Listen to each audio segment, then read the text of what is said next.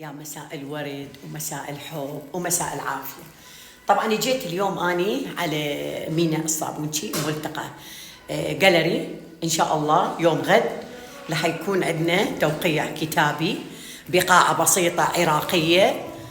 حقيقة أنا جتني هواية قاعات، ولكن أنا اختاريت الشيء اللي أنا المفروض أسويه لأن هو شيء يمثل العراق، كتاب باسم العراق وهدية لكل عراقي، وأيضا للمملكة الأردنية الهاشمية اللي قاموا ويانا بهذا العمل الإنساني. خلوني أفرجكم القاعة بسيطة حلوة.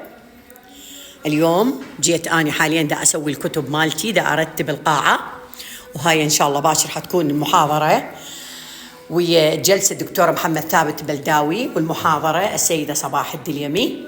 مكان حلو جدا، وأيضا رتبنا الكتب مالتنا إن شاء الله باكر حيكون توقيع خير، لأن المكان عراقي فأني طبعا أشرف بهذا المكان.